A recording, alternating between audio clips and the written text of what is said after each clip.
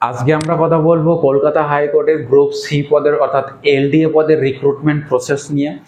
ইতিমধ্যে আমরা একটা ফার্স্টে ভিডিও করে ফেলেছি, সেই ভিডিওটা যদি তোমরা না দেখে থাকো তাহলে অবশ্যই কিন্তু তোমরা ডেসক্রিপশন বক্স থেকে সেই ভিডিওটা আগে দেখে নাও। দ্বিতীয়ত এই ভিডিওটা তোমরা দেখো, তাহলে বুঝতে তোমাদের অনেক সুবিধা হবে।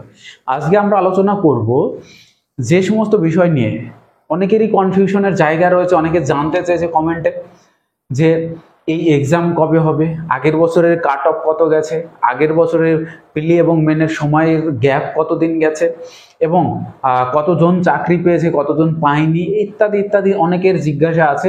তো আগের বছরের নিয়ে আমি পরবর্তী ভিডিওতে কথা বলবো। এই ভিডিওতে যেগুলো জানতে পারবো সেগুলো আমরা এবার আলোচনা করছি। চলো শুরু করি। দেখো, এখানে সিট সংখ্যা রয়েছে কত, 291 জন, অর্থাৎ 291টা সিটে কিন্তু নিয়োগ হতে চলেছে। এবং এক্সাম প্যাটার্ন সেটাও আমি আগের ভিডিওতে দেখিয়েছি যে এখানে ফেজ 1-এ থাকবে 100 নম্বরের, এখানে 4টে সেক্টর থেকে কোশ্চেন থাকবে, এবং ফেজ 2 এখানে থাকবে 300 নম্বরের কোশ্চেন। পাস করলে বা ফেজ 1-এ পাস করলে তুমি কোথায় যাবে, ফেজ 2 পরীক্ষায় অ্যাপিয়ার করতে পারবে। ফেজ 2-তে কোয়ালিফাই করলে তারপরে তুমি কিন্তু ভাইবার জন্য ডাক পাবে।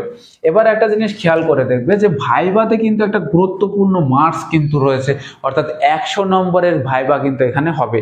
অর্থাৎ ডব্লিউবিসিএস এর যে গ্রুপ ডি পদের জন্য যে ভাইবাটা হয় 100 নম্বরের, ঠিক সেই পরিমাণ নাম্বার কিন্তু এই পরীক্ষার জন্যও রয়েছে। সুতরাং ভাইবাটা অনেক বেশি গুরুত্বপূর্ণ। ফেজ 2 পরীক্ষার যে প্রাপ্ত নম্বর এবং ভাইবার প্রাপ্ত নম্বর যোগ হয়ে ফাইনালি 400-র মধ্যে তোমার মেরিট তৈরি হবে। এবার এই ফেজ 2-তে কি কি সাবজেক্ট আছে, ম্যাথ 100, ম্যাথ থাকবে 100, ইংলিশ থাকবে 100, জিকে থাকবে 100, পুরোটাই ডেসক্রিপটিভ লিখতে হবে। আর ফেজ 2-তে এবং ফেজ 1 দুটো পরীক্ষায় কোয়ালিফাইং মার্কস আছে 40%। এটা হচ্ছে ফেজ 2-এর 50%, এটাও কিন্তু ফেজ 2-এরই একটা জায়গা বলছি। তাহলে ফেজ 1-এর কোয়ালিফাইং মার্কস কত, ফেজ 1-এর কোয়ালিফাইং মার্কস 50%, অর্থাৎ 100 নম্বরের মধ্যে তোমাকে 50 পেতে হবে, তবে তুমি কোয়ালিফাই করলে, নট কাট অফ।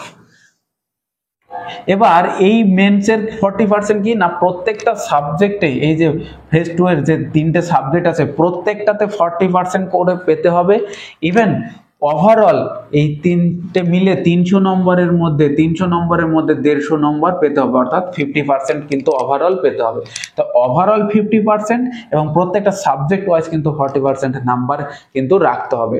কোনোটায় 99 পেলে বা 100 পেলে বা 90 পেলে, আর কোনোটায় ধরো 100-র মধ্যে 39 পেলে, তাহলে কিন্তু হবে না, তাহলে কিন্তু তুমি কোয়ালিফাই করতে পারলে না। সুতরাং এই জায়গাটা যেন খেয়াল থাকে সবার, কারণ প্রিলি পাস করার পরে এই জায়গাটা কিন্তু গুরুত্বপূর্ণ জায়গা, তোমরা অবশ্যই সেটা খেয়াল করবে। Tentative exam date phase 1, phase 1-এর পরীক্ষা কবে হতে পারে এবং ফেজ 2-এর পরীক্ষা কবে হতে পারে। না, টেন্টেটিভ পরীক্ষার যে ডেট সেটা কিন্তু এখনো কিন্তু অফিসিয়ালি কিন্তু জানিয়ে দেওয়া হয়নি, তবে আশা করা যাচ্ছে খুব দ্রুত কিন্তু নিয়োগ প্রক্রিয়া সম্পূর্ণ হতে পারে।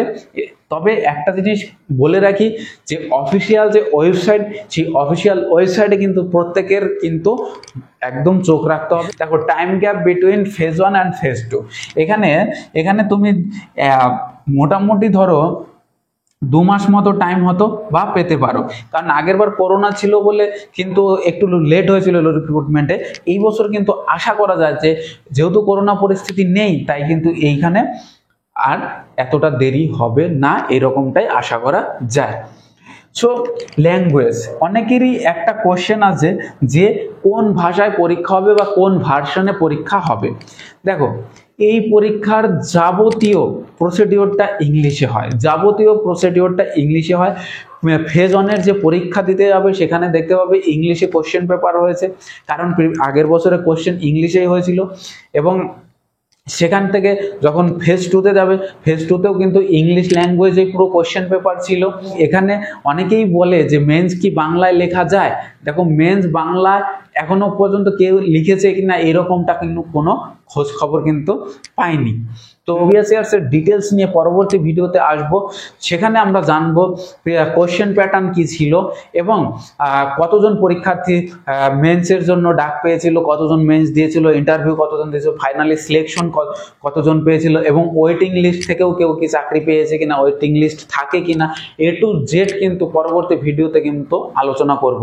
সুতরাং সেই ভিডিও দেখার জন্য চ্যানেলে জুড়ে থাকো আর চ্যানেলটাকে বন্ধুদের মধ্যে ছড়িয়ে দাও আর সাবস্ক্রাইব করতে ভুলবে না। Thank you for watching. আবার দেখা হবে অন্য ভিডিওতে।